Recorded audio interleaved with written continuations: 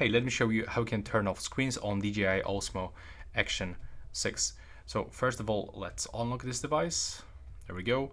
And now go to the settings for the first. And if you want to turn off this screen, you have to just select that option, single screen preview.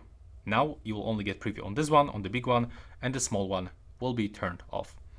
And also, if it is not working, you have to go below for always on display, and you have to make sure that you are gonna turn it off.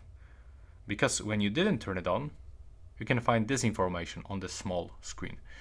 But if you unselect that option, so you can keep that always in display on your main screen, but on this one it will be turned off. So that's up to your preferences actually. But if you want to turn off both of the screens, you have to also turn off the always in display.